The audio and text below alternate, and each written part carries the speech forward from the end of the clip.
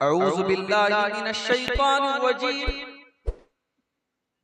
बिस्मिल्लाहिर रहमानिर रहीम। या अय्युहल्लज़ीना आमनू इन तंसुरुल्लाह यंसुरकुम व युसब्बित अक़दामकुम। आह जाती है फलक पर रहम लाने के लिए, बादलों हट जाओ दे दो राह जाने के लिए। ऐ दुआ अर्ज कर अर्शे इलाही थाम के, ऐ दुआ अर्ज कर अर्शे इलाही थाम के।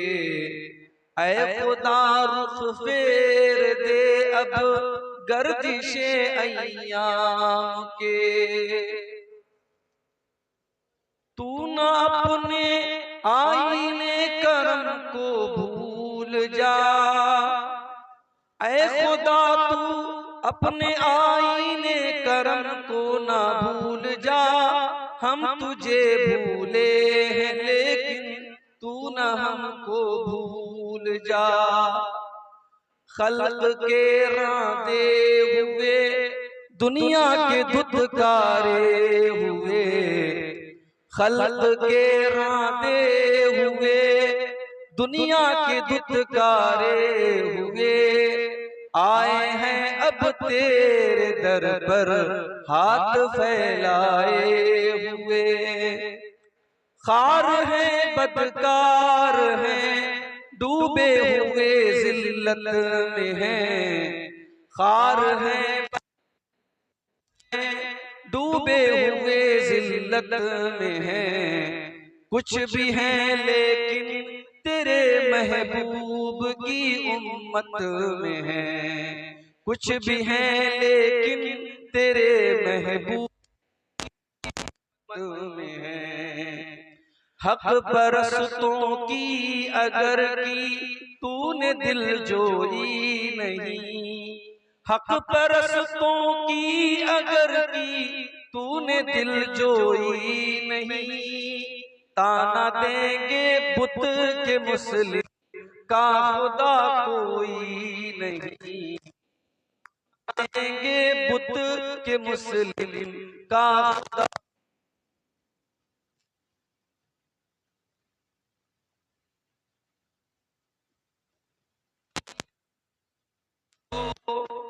आ जाती है फलक पर रहम लाने के लिए, बादलों हट जाओ दे दो राह जाने के लिए। बादलों दे बादलों हट जाओ दे दो राह जाने के लिए। सदर मुहतरम उलमाए किराम, मुहतरम बुजुर्गों, नौजवान साथियों, पर्दा नशीन माँ और बहनों, प्यारे बच्चों, रात के तकरीबन 1:30 बज रहे हैं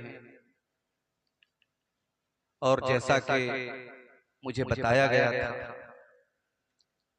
कि प्रोग्राम, चूंकि सर्दी का मौसम अभी खत्म नहीं हुआ है, प्रोग्राम 12-1 बजे तक खत्म हो जाएगा। लेकिन 12 बजे के करीब तो मैं आपके इलाके में पहुंचा,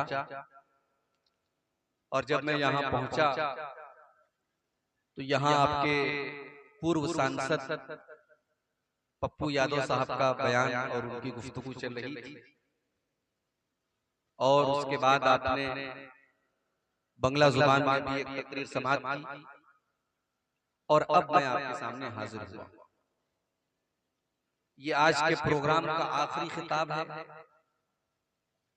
और सर्दी के बावजूद, ठंडी ठंडी हवाओं के बावजूद जो भाई बहन माँ अभी तक इस पिंडाल के नीचे मौजूद हैं, मैं उन सब के जज्बे की दाद देता हूँ, उनकी हिम्मत को सलाम करता हूँ, और उन सब के हक में ये दुआ करता हूँ कि अल्लाह ताला आपका हम सबका इस जलसे में आना, तकरीरों को सुनना, कुरान और हदीस की बातों को सुनना सुनाना, अल्लाह ताला इसको कयामत के दिन हमारी नेकियों में लिख दे। अल्लाह इस नेकी के एवज हम सबकी मग़फ़िरत फरमाए। और आज का ये प्रोग्राम जिस मकसद के लिए हुआ है, जिस इदारे के ताउन के लिए आज का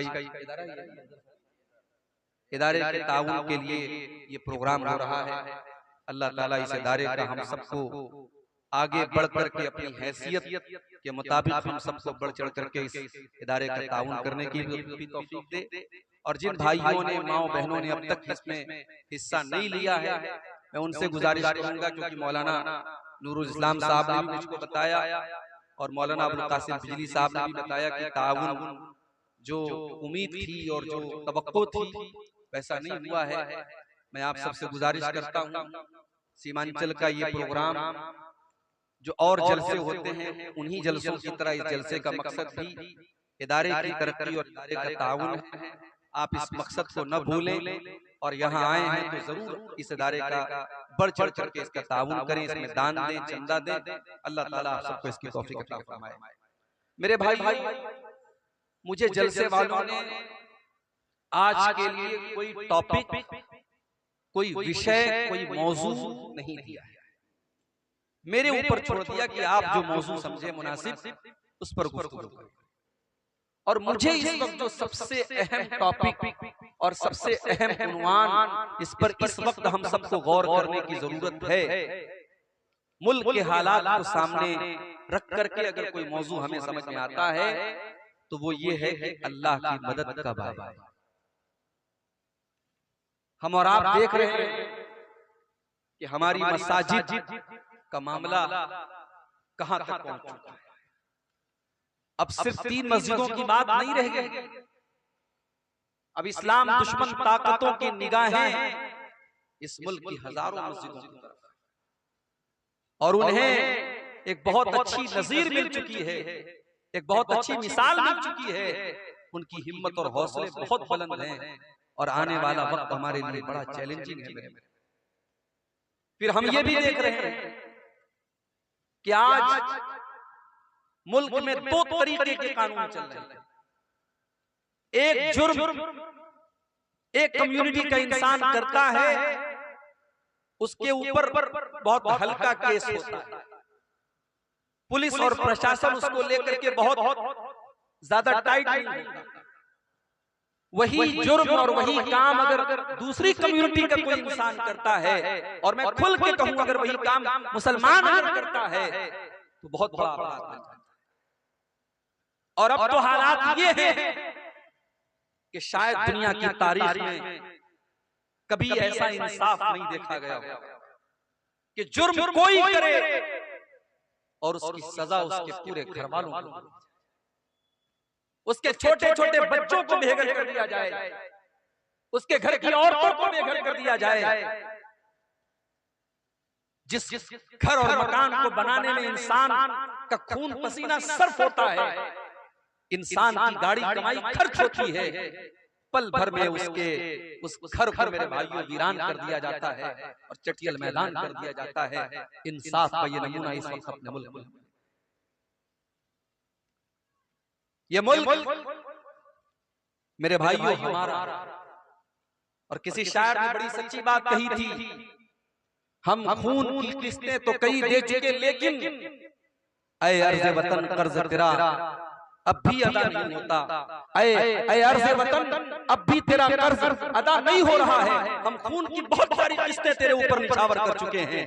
बहुत सारे हमारे, कोई ब्रिगेडियर उस्मान था, कोई कैप्टन अब्दुल हमीद था, और कोई हमारा, कितने हमारे मुसलमानों के नौजवान सरहदों पर जिन्होंने अपनी जानें गंवा दी इस मुल्क की हिफाजत के लिए। और आज इस मुल्क में उस मुसलमान से ये कहा जाए कि ये मुल्क तेरा नहीं है, इस मुल्क में तेरा कोई काम नहीं है, तू अज़ान नहीं दे सकता, तू नमाज नहीं पढ़ सकता, तू अपने दीन और ईमान पर कायम नहीं रह सकता। ये सवाल आज मुसलमान से किया। मेरे भाइयों, बड़ी नाजुक घड़ी है। जरा तारीख के पन्ने उल्टो, 1400 साल पहले चलो। अभी मोहम्मद रसूलुल्लाह अरब की धरती पर नहीं आए हैं, अभी अल्लाह के आखिरी नबी दुनिया में उनका जन्म नहीं हुआ है, आपके जन्म से 40 या 50 दिन पहले यमन का एक बादशाह है, उसका नाम अब्रहा है। उसको मालूम हुआ कि अरब की धरती पर खाने काबा नाम की एक बिल्डिंग है, इमारत, और उस खाने काबा का तवाफ लोग करते हैं, लोग हज करते हैं, लोग उम्रा करते हैं। उसने अपने यमन की राजधानी सना के अंदर बहुत बड़ा उसने इमारत बनवाई, स्ट्रक्चर बनवाया, और हुक्म दिया कि आज के बाद यमन के लोग उनको हज करना होगा, उनको उम्रा करना होगा, वो खाने काबा नहीं जाएंगे, वो मक्का नहीं जाएंगे, वो मेरे इस बनाए हुए घर घर का तवाफ करेंगे और यहाँ आकर के वो अपनी इबादत करेंगे। वो अब्रहा ईसाई था, क्रिश्चियन, लेकिन खाने काबा का एहतराम उन मुशरिकों के दिल में भी था। वो मुशरिक थे, वो बुतों के पुजारी थे, मगर खाने काबा के बारे में उनका यह अकीदा था ये अल्लाह की इबादत का पहला घर है। ये इब्राहिम अलैहिस्सलाम ने इस घर को बनाया है, और इब्राहिम अलैहिस्सलाम से पहले भी ये घर मौजूद था। ये धरती पर अल्लाह की इबादत का पहला घर है। लोगों ने अब्रहा के बनाए हुए उस नकली काबा का तवाफ करना तो बड़ी दूर की बात है, और उसकी ज़ियारत करना तो बड़ी दूर की बात है। लोगों ने इतनी इंसल्ट की कि उसके उस इमारत के अंदर जाकर के उन्होंने पाखाना कर दिया, पेशाब कर दिया, गंदगी। अब्रहा को तैश आया, गुस्सा आया, उसने ये नहीं पता करवाया इस मेरे बनाए हुए स्ट्रक्चर में किसने पाखाना किया, किसने पेशाब किया, किसने गंदगी की। उसने कहा कि अब मैं खाने काबा को ही मिटा डालूंगा, न रहेगा बांस न बजेगी। उसने बहुत बड़ा लश्कर तैयार किया, और शायद दुनिया के इतिहास का और दुनिया की तारीख का यह पहला लश्कर था जिस लश्कर में हाथियों को इस्तेमाल किया। अब्रहा खुद बहुत बड़े हाथी पर सवार होकर आया था, और दुनिया की नजरों ने देखा कि यमन का ये बादशाह अपने हाथियों के साथ खाने काबा पर हमला करने के लिए यमन से निकला। और जब मक्का की सरहदों में दाखिल हुआ, इसके सिपाहियों ने कुछ ऊंटों को पकड़ लिया। कुछ ऊंट थे वहां पर, उन ऊंटों को पकड़ लिया और उन ऊंटों को अपना बना लिया। वो ऊंट किसके थे? वो अल्लाह के रसूल के दादा अब्दुल मुत्तलिब को पता चला अब्रहा के सिपाहियों ने मेरे ऊंटों को पकड़ लिया है। अब्दुल मुत्तलिब आते और अब्रहा से कहते हैं, अब्रहा मेरे ऊंट मुझे वापस कर दो। अब्रहा को मालूम था अब्दुल मुत्तलिब खाने काबा के मुतवल्ली हैं, खाने काबा की चाबी उनके पास रहती है। अय अब्दुल मुत्तलिब, मैं तो तुम्हें बहुत नेक इंसान, बहुत अच्छा इंसान समझता था, तुम तो बहुत मेरे मेयार से बहुत कमतर निकले।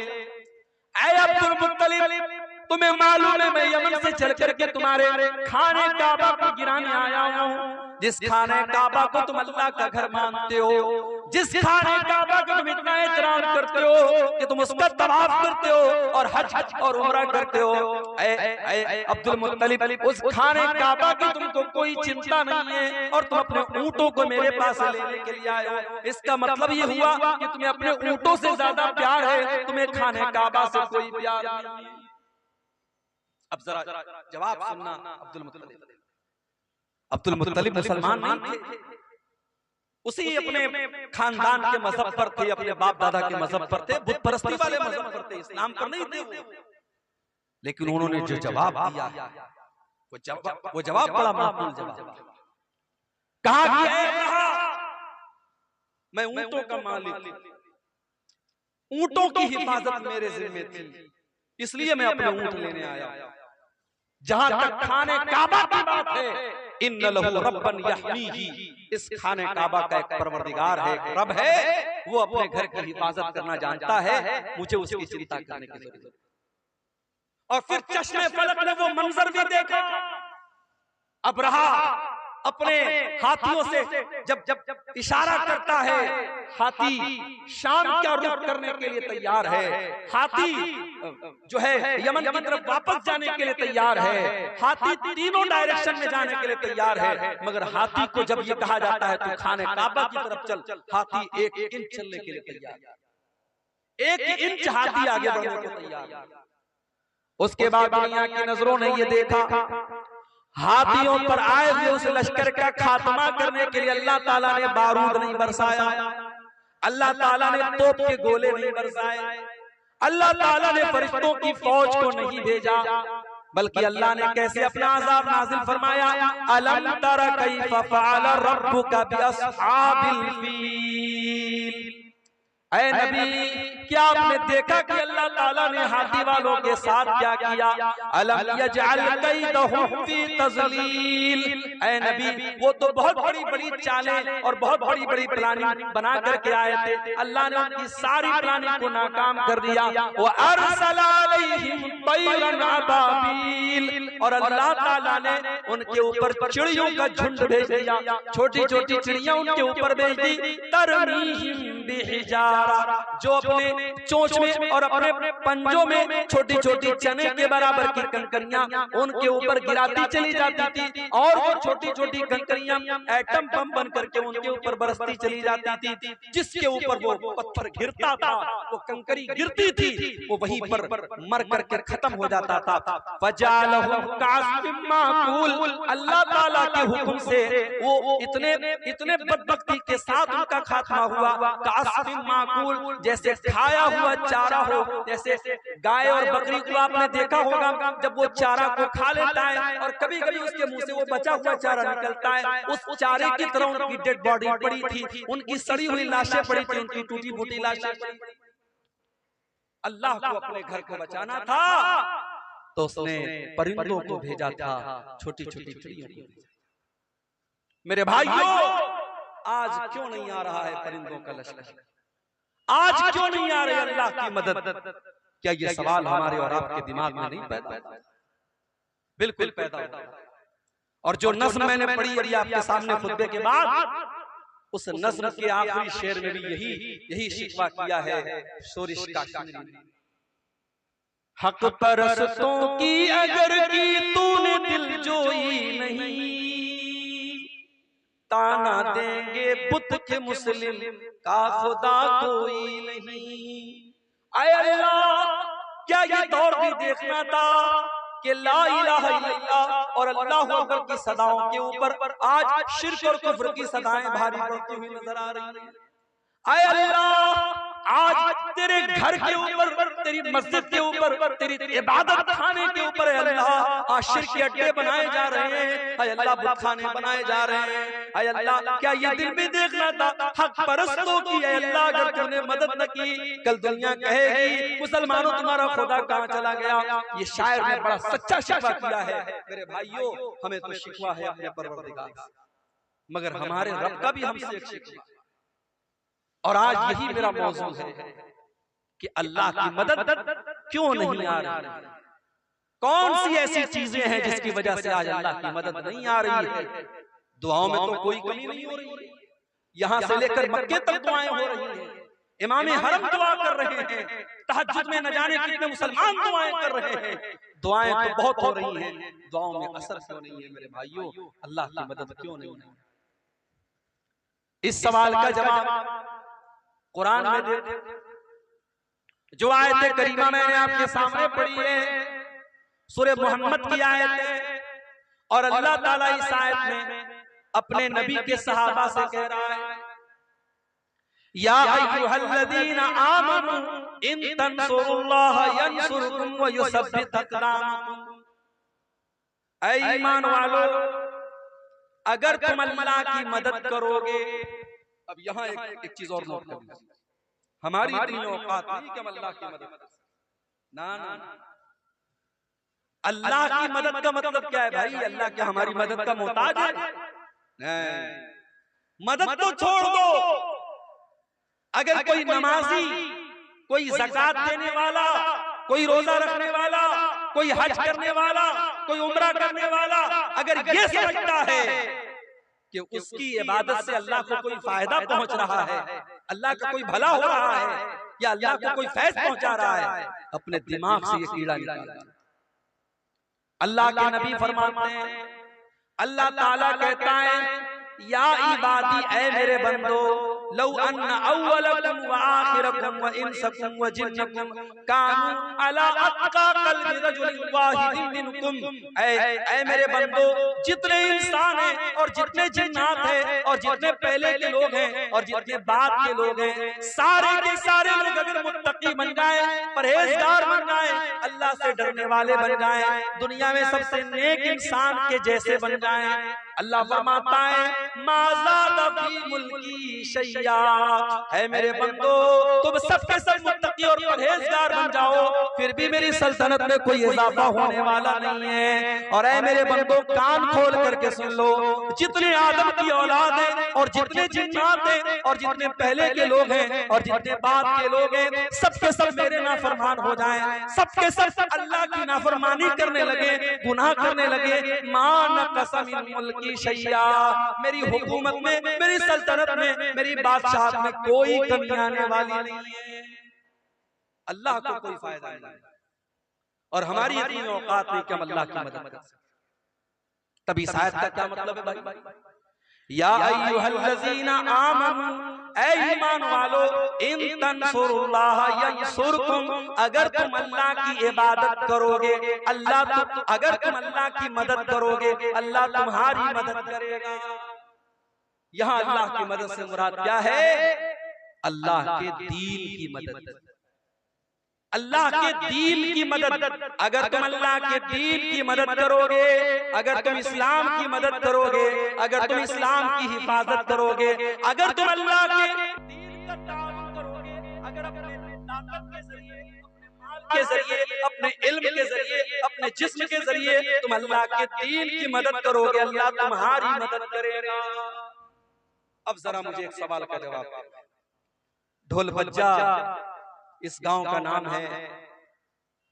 मेरे भाइयों, जरा अपने दिलों पर हाथ रख के बताना, सुबह आंख खुलती है तब से लेकर रात में बिस्तर पे जाने के टाइम तक जरा गौर करना, हर शख्स गौर करे, हम अल्लाह के दीन की कितनी मदद करते, हमारी जात के जरिए अल्लाह के दीन को क्या मिला।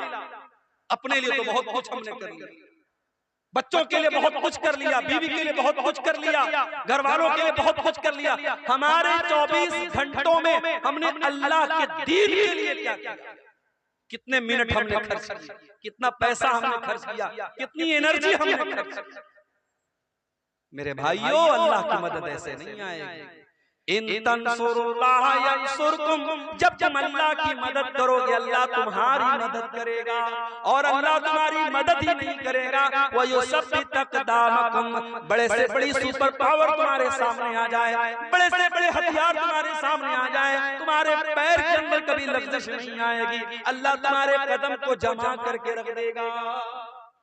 और यही फर्क है मेरे भाइयों हमारे बीच में और नबी के सहाबा।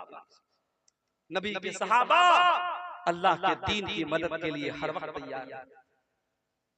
जरा जंग ओहद का मंजर देखो मेरे भाइयों।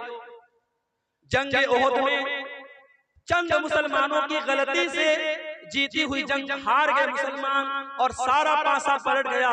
अल्लाह के प्यारे नबी जख्मी हो गए। असल में बार बार ये जो भाई इसकी वजह से दबाव की इज्जत झुक जाती है। इसका क्या इलाज है? तो इसको बार बार पढ़ रहे हैं। जंग का पासा पलट गया और जीती हुई जंग मुसलमान हार गए। बड़े गौर से सुनना मेरे भाई, जंग मुसलमान हार गए, अल्लाह के नबी जख्मी हुए, आपका चेहरा लहू लुहान हो गया और 70 सहाबे किराम भी शहीद हो गए। ये सब कुछ कब हुआ? जंग ओहद के अंदर, ग़ज़वा ओहद के अंदर नबी मौजूद हैं और इस दुनिया के सबसे बेहतरीन लोग यानी मुसलमान सहाबे किराम मौजूद हैं। उसके बावजूद सहाबे किराम के रहते हुए और नबी के रहते हुए ये जंग मुसलमान हार गए। आज हमें और आपको क्या लगता है? अरे भाई ऐसा कैसे हो सकता है? जब हम अल्लाह के मानने वाले, अल्लाह के दीन पर चलने वाले, ऐसा कैसे पॉसिबल है? हमारी मस्जिदों के साथ कोई गलत कैसे कर सकता है? हमारी मस्जिदों पर कोई अन्याय कैसे हो सकता है? ये तो अल्लाह की इबादत का घर है। हमें ऐसा लगता है कि नहीं लगता? ये सवाल पैदा होता है। अब जरा सोचो मेरे भाई, हम तो बड़े गिरे पड़े मुसलमान हैं, हम लोग तो बड़े गुनहगार मुसलमान हैं, सर से पैर तक गुनाहों में लथपथ हैं। सोचो जब सहाबा के दौर में ये हालत हुई है, एक गलती, सिर्फ एक गलती की है सहाबा ने, चंद सहाबा ने, जिनको अल्लाह के नबी ने तैनात किया था पहाड़ी के ऊपर, यहाँ से हटना नहीं, 50 लोगों को तैनात किया था। और जब जंग मुसलमान जीत गए और माले गनीमत को हासिल करने लगे तो उन 50 में से 40 सहाबा वहां से हट गए और सिर्फ 10 लोग बचे। और खालिद बिन वलीद रज़ी अल्लाह ताला अन्हु जो भी मुसलमान नहीं हुए थे, उन्होंने पीछे से हमला करके जीती हुई जंग का पासा पलट दिया और मुसलमान जंग। एक गलती की वजह से मुसलमान ये जंग हार गए। उसके बाद जब मुसलमान मदीना आए, पता चला कि मुशरिकीन मक्का बहुत बड़ा लश्कर लेकर के दोबारा हमला करने वाले और मदीना को खत्म करना चाहते हैं और मदीना के सारे मुसलमानों को खत्म करना चाहते हैं। अल्लाह के नबी ने अपने सहाबा से कहा, ऐ मेरे सहाबा, हम दुश्मन का वेट नहीं करेंगे, हम दुश्मन का इंतजार नहीं करेंगे। ऐ मेरे सहाबा, हम दुश्मन का आगे बढ़ करके मुकाबला करेंगे। सहाबे किराम ने कहा, अल्लाह के नबी, हम जख्मी हैं, हमारे बदन से खून बह रहा है, हमारी तो मरहम पट्टी भी अभी ढंग से न हुई है। आपने फरमाया, ऐ मेरे सहाबा, हम किसी चीज का इंतजार नहीं करेंगे, हम इसी हाल में दुश्मन का मुकाबला करने के लिए जाएंगे। मेरे प्यारे भाइयों, दुनिया ने देखा, आसमान ने देखा, जमीन ने देखा कि नबी के सहाबा जख्मी हालत में, उनके बदन से खून बह रहा है, उनकी बॉडी पर जख्मों के निशानात हैं, उनके बदन से खून रिस रहा है। उसी हालत में मदीना से हुमरा असद नाम के मकाम तक जाते हैं और दुश्मन का मुकाबला करने के लिए मदीना से चल के जाते हैं। दुश्मनों को पता चला कि मुसलमान फिर से आए, दुश्मन की हिम्मत न बढ़ी और दुश्मन वापस चला गया। कुरान करीम में अल्लाह इसका तज़किरा करते हुए फरमाता है, लिल्लज़ीना अहसनु मिन बादि मा असाबहुमुल क़रहु। ऐ मेरे नबी, आपके सहाबा तो इतने बड़े ईमान वाले हैं कि जख्मी होने के बावजूद और बदन से खून बहने के बावजूद अल्लाह का हुक्म आया तो वो लड़ने के लिए तैयार हो गए। ये थे नबी के सहाबा। वो नबी के लिए, अल्लाह के दीन के लिए, अपने नबी के दिफा के लिए, अपने दीन के डिफेंस के लिए हर वक्त तैयार रहते थे मेरे भाई। और इसीलिए कुरान कहता है, या अय्युहल्लज़ीना आमनू इन तंसुरुल्लाह यंसुरकुम। ऐ ईमान वालो, जब तुम अल्लाह की मदद करोगे, अल्लाह तुम्हारी मदद करेगा। आज तो हालत ये है, 100 रुपया चंदा देने की हैसियत रखने वाला 10 रुपया बड़ी मुश्किल से।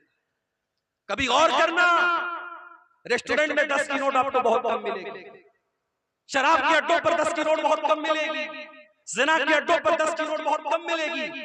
मस्जिद की पेटी में देखना 10 की नोट बहुत ज्यादा मिलेगी। जो सबसे छोटा अमाउंट होता है वो हम मस्जिदों में देते हैं, मदरसे में। हमारे यहाँ साइंस पढ़ाने वाला टीचर आए, हम 2000 रुपया महीना देंगे। मैथ पढ़ाने वाला टीचर आए, हम 3000 रुपया महीना देंगे। हिंदी और इंग्लिश पढ़ाने वाले को 1000 रुपया महीना देंगे।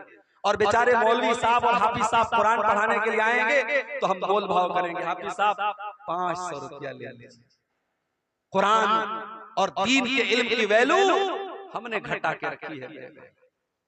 इंग्लिश मीडियम के नाम पर हमारी जेबों से 2-2 हजार रुपए फीस निकल जाती है और मदरसे में कहीं 100 रुपए फीस लग जाए तो हम ताना मारते हैं, साहब मदरसे वाले भी 100 रुपया फीस मांगेंगे।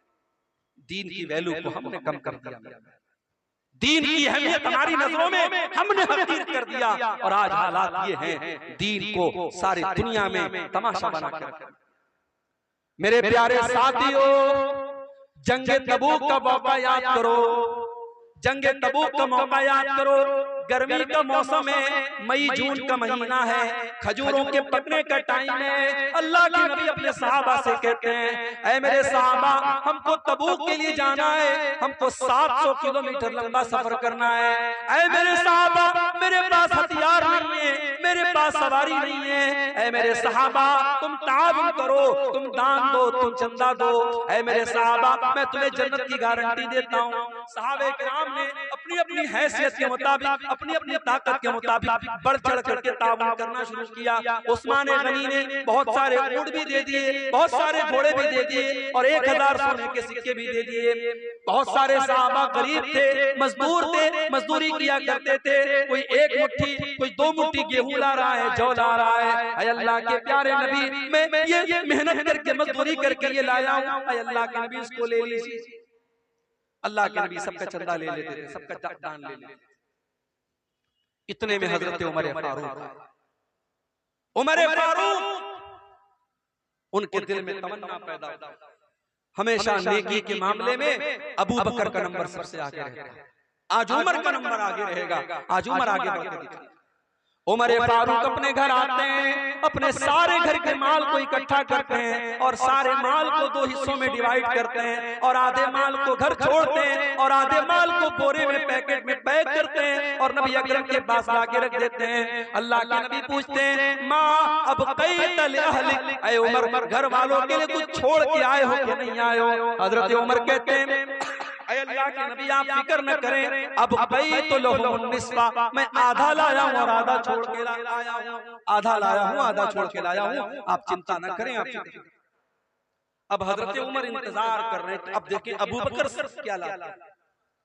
हजरत अबू बकर भी थोड़ी देर में आए, उन्होंने भी अपने सामान का झोला ला करके रख दिया। नबी ने पूछा, माँ अब क़ैतल अहलिक, ऐ अबू बकर तुमने घर वालों के लिए क्या छोड़ा है? ओ लोगों, अबू बकर की जुबान पर क्या जवाब आया? अबू बकर की जुबान पर क्या जवाब आया?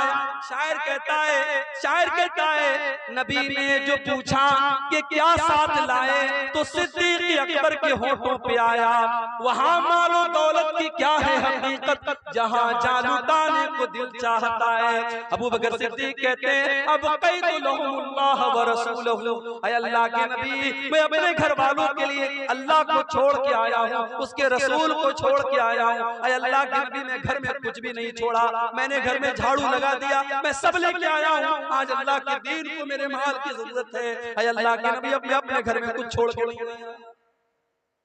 ये नबी के सहाबा। मेरी प्यारी माँ और बहनों, आज वो जज्बा हमारे और आपके अंदर नहीं। अल्लाह की मदद कहां से आएगी? हमारी जिंदगियों में दीन की कोई हैसियत नहीं। हमारी 24 घंटे में हम अगर गौर करें, हम दीन के लिए कितनी मेहनत कर रहे हैं और दीन के लिए हम क्या कर रहे हैं मेरे भाइयों, हम कुछ नहीं कर रहे हैं। अल्लाह का वादा तो सीधा सीधा है, इन तंसुरुल्लाह यंसुरकुम, जब तुम अल्लाह के दीन की मदद करोगे अल्लाह तुम्हारी मदद करेगा। गज़वे उहद का वो मंजर भी याद करो। एक औरत आती है, बताया गया तेरा भाई शहीद हो गया, तेरा बाप शहीद हो गया है, तेरा शौहर शहीद हो गया है।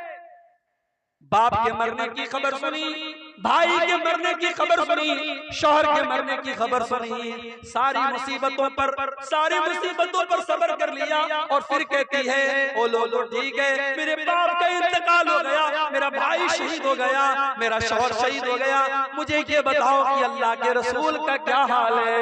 लोगों ने कहा अल्लाह के रसूल बिल्कुल सही सलामत है। उसने कहा नहीं, जब तक मैं अपने नबी का दीदार न कर लूं, जब तक मैं अपने नबी को देख न लूं, मुझे चैन नहीं मिल सकता।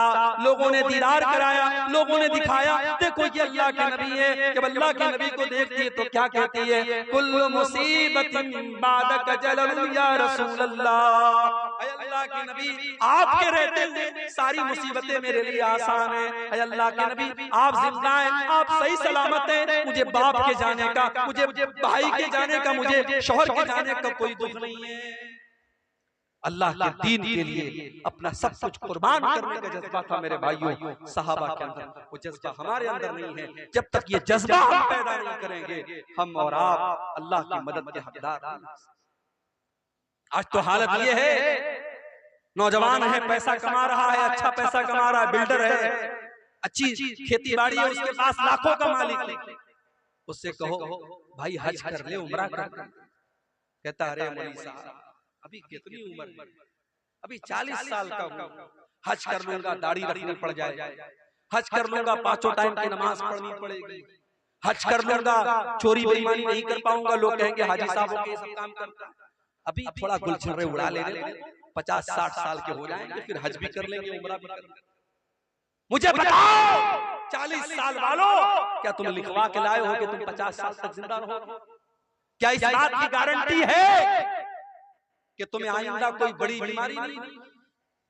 इतनी छोटी सी उम्र में मैंने अपनी आंखों से देखा है मेरे भाइयों, अपनी आंखों से देखा है कितने नौजवानों को अपनी आंखों से देखा है कोई एक्सीडेंट में मारा गया, कोई घर से निकला था सैर और तफरीह करने के लिए, मेरी वाइफ, मेरी अहलिया के खाला का बेटा था, हाफिज कुरान था, बड़ा नेक बच्चा था, आलिम भी था, घर से निकला था, बकरीद का मौका था, ईद उल अज़हा का मौका था, और अगर मेरी याददाश्त धोखा नहीं खा रही शायद चौथा दिन, दोस्तों के साथ बनारस में वो तफरीह करने के लिए, घूमने के लिए बाइक से निकला, और मेरी अहलिया अपने मायके में थी, और उनकी जो खाला थी, जो उस लड़के की माँ थी, वो भी अपनी बहन के घर आई थी। और बकरीद का त्योहार आप जानते हैं, खाने पीने का त्योहार है, तरह तरह की डिशेस खाई जा रही हैं। नौजवान लड़का घर से निकला है, त्योहार का टाइम है, बकरीद का मौका है, वो घर से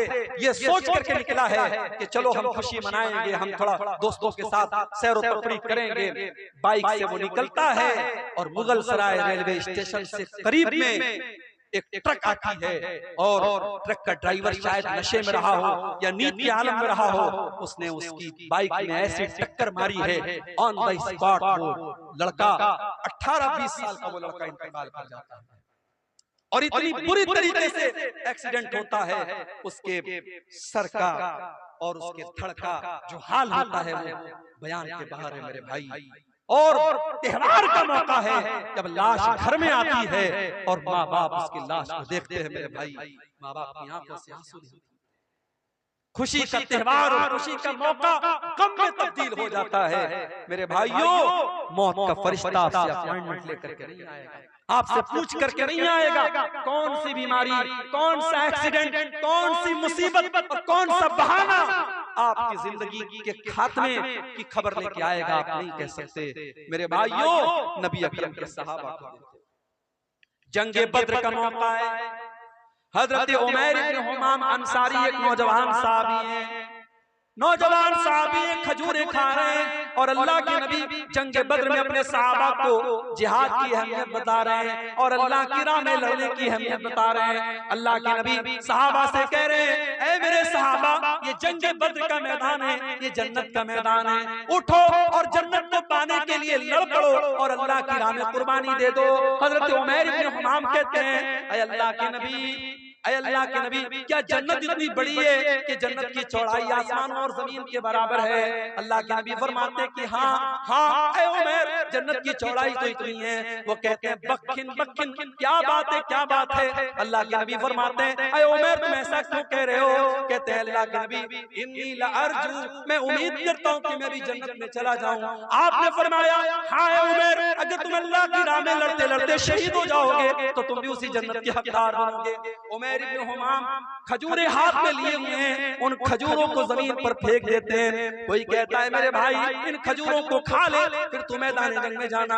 कहते हैं नहीं नहीं, इन खजूरों के खाने में अगर टाइम वेस्ट करूंगा तो ये लेट हो जाएगा, देर हो जाएगी, मेरे पास इतना टाइम नहीं है, मेरे पास इतनी फुर्सत नहीं है। और हजरत उमैर इब्न हुमाम उसी हालत में मैदान जंग में कूद पड़ते हैं और अल्लाह की राह में शहीद हो जाते हैं।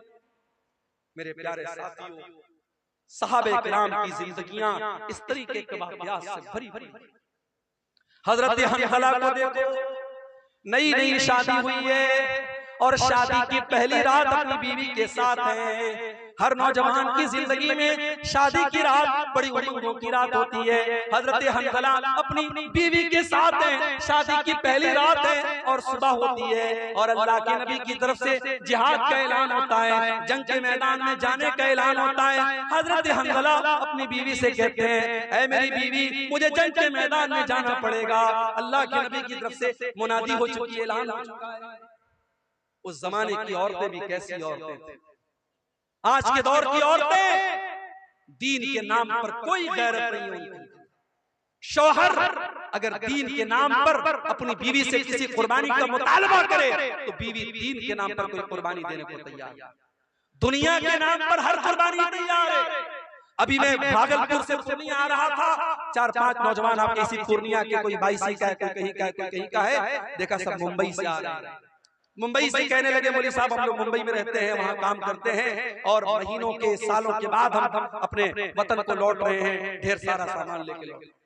बीवी को ये गवारा है कि शौहर मुझसे 6 महीना 7 महीना दूर रहे, मुंबई में रहे, सऊदी में रहे, दुबई में रहे, बीवी को ये सारी आजमाइश और ये सारी कुर्बानी गवा रहा है। क्यों? क्योंकि शौहर कमा के अल्लाह के दीन के लिए अगर वही शौहर दाढ़ी रख ले तो बीवी कहती है, अरे पहले इतने हैंडसम लगते थे, तुम दाढ़ी क्यों रख ली, तुमने बेकार करना। शौहर दीन के लिए अगर अल्लाह की राह में कुछ सदका खैरात कर दे और बीवी का कोई जेवर देने की बात कर दे तो बीवी को तैश आ जाता है। ये आज के दौर की औरतें हैं। मेरे प्यारे साथियों, हजरत हंजला शादी की पहली रात अपनी बीवी से कहते हैं, मुझे अल्लाह की राह में जाना है, नबी की तरफ से जिहाद का ऐलान हुआ है। हजरत हंजला की बीवी न चूं करती है न चरा करती, कहती बेशक आप जा सकते। हालांकि उसे पता है हो सकता है मेरा शौहर जिंदा ना आए, हो सकता है मेरे शौहर की लाश आए, हो सकता है मेरे शौहर की शहादत हो जाए, मौत हो जाए, लेकिन वो खुले दिल से इजाजत देती है। जिहादे मोहब्बत की आवाज गूंजी, कहा हंजला ने ये दुल्हन से अपनी इजाजत अगर दो तो जामे शहादत लबों से लगाने को दिल चाहता है। हजरत हंजला उसी हालत में जंग के मैदान में जाते हैं। उनके पास गुस्ल करने का भी टाइम न था, उनके पास पानी के जरिए तहारत हासिल करने का भी टाइम न था। उसी जनाबत की हालत में वो जंग के मैदान में जाते हैं और मेरे भाइयों अल्लाह की राह में शहीद हो जाते हैं। और जंग के बाद जब शहीदों की लाशों को रखा जाने लगता है, अल्लाह के नबी अपने सहाबा से कहते हैं, ओ मेरे सहाबा इन्नी लअरा हंजला, ओ मेरे सहाबा मैं हंजला को देख रहा हूँ, तग़सिलुल मलाइका कि हंजला को फरिश्ते गुस्ल दे रहे हैं। हंजला जनाबत की हालत में मैदान जंग में आए थे, नापाकी की हालत में मैदान जंग में आए थे, फरिश्ते उनको गुस्ल दे रहे हैं। मेरे प्यारे साथियों, आज अल्लाह के दीन के लिए कुर्बानी देने का जज्बा हमारे अंदर से निकल गया है। अपने बाजुओं को थोड़ा मजबूत करो मेरे भाइयों, अपनी हिम्मत को थोड़ा जुटा लो और अल्लाह के दीन के लिए मेहनत करने का और कुर्बानी देने का जज्बा अपने अंदर पैदा करो। अल्लाह का वादा है, या अय्युहल्लज़ीना आमनू इन तंसुरुल्लाह यंसुरकुम, ऐ ईमान वालों जब तक तुम अल्लाह की मदद करते रहोगे अल्लाह तुम्हारी मदद करता रहेगा। व युसब्बित अक़दामकुम, और अल्लाह तुम्हारे कदम को मजबूत कर देगा। अल्लाह की मदद क्यों नहीं आ रही? इसलिए नहीं आ रही क्योंकि हम लड़ रहे हैं आपस में। मौलाना जरजीर साहब गिरफ्तार हुए, बनारस के बरेलवियों ने, हमारे बरेलवी भाइयों ने, कितने भाइयों ने मिठाइयां तकसीम की कि चलो अहले हदीस का मौलाना गिरफ्तार हो गया, चलो हमारे मसलक के खिलाफ तकरीर करने वाला और दूसरे मसलक का मौलवी गिरफ्तार हो गया। लोगों ने खुशियां मनाई थी। और आज जब मौलाना सलमान अजहरी गिरफ्तार हुए तो उनको महसूस हुआ कि जब आग लगेगी तो घर तो हमारा भी जलेगा। आज आग लगी है, आज उनके मसलक के आलिम को गिरफ्तार किया गया। और अल्लाह का शुक्र है किसी अहले हदीस ने ये इस पर खुशी का इजहार नहीं किया, बल्कि बहुत सारे अहले हदीस उलमा ने, और मैं खुद उनमें शामिल हूँ, मैंने भी इसकी मुखालफत की और मैंने सपोर्ट किया कि मौलाना मुफ्ती सलमान अजहरी को गिरफ्तार करना गलत है। उस तरीके की बयानबाजी तो बहुत सारे लोग दिया करते हैं, एक मामूली से बयान पर अरेस्ट करना और गिरफ्तार करना ये इंसाफ का तकाजा नहीं है। कब तक लड़ते रहोगे? कब तक आपस में इस तरीके से मसलक के नाम पर खेल खेलते रहोगे? अगर आज इस्लाम का कोई दुश्मन आपके मुसलमान को पकड़ करके उससे जबरदस्ती कहता है तुम फला मजहब का नारा लगाओ और फला माबूद का नारा लगाओ, तो हम उसको देख करके हमें गुस्सा आता है। लेकिन आप जाओ देखो फेसबुक के ऊपर वो वीडियो भी आप देखो कि एक मुसलमान को बरेलवी मसलक के लोगों ने पकड़ा और कहा कि तू आला हजरत को मानता है कि नहीं मानता है, तू बरेली शरीफ को मानता है कि नहीं मानता है, तू फला फला को काफिर मानता है कि नहीं मानता है। ये मसलक की आग और ये फिरके की आग इस कदर लग चुकी है, एक मसलक का मुसलमान दूसरे मसलक के मुसलमान को पकड़ करके, जैसे मॉब लिंचिंग की गई मुसलमानों की, ऐसे एक मसलक का मुसलमान दूसरे मसलक की मॉब लिंचिंग करने के लिए तैयार है और उसको पकड़ करके धमका करके उसके अपने मसलक के नारे लगवा रहा है। कब तक हम लड़ते रहेंगे मेरे भाई? आज पानी सर से ऊंचा जा चुका है। जब हमारा दुश्मन मसलक की बुनियाद पर और फिरके की बुनियाद पर हमारे दरमियान कोई तफरीक नहीं करता, तो हम और आप अपने आप को तफरीक में क्यों बांटे हुए हैं, आओ सीसा पिलाई हुई दीवार बन जाओ। और मैं बड़ी खुशी के साथ कहता हूँ, मैं पक्का सलफियुल मसलक अल्हम्दुलिल्लाह हूँ, और बनारस के जामिया सलफिया जो हमारी जमात का मरकजी इदारा है, वहां से मैंने तालीम हासिल की है। लेकिन आज अल्लाह का शुक्र है, फेसबुक के ऊपर आप देख लें, यूट्यूब के ऊपर आप देख लें, बड़ी तादाद में हमारे बरेलवी भाई, हमारे देवबंदी भाई भी मेरी तकरीरों को सुनते हैं। और यही मेराज का, शबे मेराज का मौका था, जिसको आमतौर से लोग शबे मेराज मानते, हालांकि हमारा ये अकीदा नहीं है। हम ये तो मानते हैं कि अल्लाह के नबी को मेराज हुई, मगर मेराज कौन सी रात हुई, कौन से महीने में हुई, ये कंफर्मेशन हमें हदीसों की रोशनी में नहीं मिलता। लेकिन आमतौर से लोग 27 रजब को शबे मेराज मानते हैं कि उसी रात में मेराज हुई। बनारस से 100 किलोमीटर दूर, बनारस से 100 किलोमीटर दूर एक जगह पड़ती है मछली शहर, वहां पर बरेलवी भाई हर साल प्रोग्राम कराते हैं मेराजुल नबी के नाम पर। आप यूट्यूब पर जाके देख ले, वहां मुझे तकरीर का मौका दिया गया। बरेलवियों का मजमा है, उनके नारे लग रहे हैं, उनके उलमा बैठे हैं वहां पर। अल्हम्दुलिल्लाह मैंने तकरीर की और कुरान और हदीस की रोशनी में की, और जो सही बात है, जो किताब और सुन्नत की बात है, वो मैंने बयान की। मेरे भाइयों, हम चाहते हैं कि ऐसा माहौल बने, एक दूसरे का एहतराम हम करना सीखें, एक दूसरे के उलमा का एहतराम करना हम सीखें। हमारे जो इख्तिलाफात हैं, हम एक दायरे में रह करके उसको हल कर सकते हैं। लेकिन आज मसलक खेलने का टाइम नहीं है मेरे भाई। हमारी तारीख ये बताती है, अंदलुस जैसा मुल्क मुसलमानों से खाली हो गया, वहाँ की मस्जिदों को अस्तबल बना दिया गया, वहाँ की मस्जिदों में दास के अड्डे और शराब के अड्डे बन गए। क्यों? जाओ इतिहास उठा के देखो, तारीख उठा के देखो, अंदलुस के मुसलमान आपस में लड़ पड़े, छोटी छोटी रियासतें कायम हो गई, अंदलुस के अलग अलग इलाके में छोटी छोटी हुकूमतें कायम हो गई। और जब दुश्मन ने हमला किया, दुश्मन का साथ अपने मुसलमान भाई के खिलाफ दिया उन लोगों ने, नतीजा ये निकला अंदलुस के अंदर से मुसलमान खत्म हो गए। और आज आप अंदलुस में देखिए, तलाश करना पड़ेगा, दूर दूर तक आपको कोई मस्जिद नहीं मिलेगी, कोई मुसलमान नहीं मिलेगा। मेरे भाइयों, अगर हम इस तारीख से अपने आप को बचाना चाहते हैं, हमें अपने अंदर इत्तेहाद पैदा करना पड़ेगा, यूनिटी पैदा करना पड़ेगा, इत्तेहाद पैदा करना पड़ेगा। और जब हम इत्तेहाद की बात करते हैं तो माफ कीजिए, हर चीज में इत्तेहाद की बात आती है।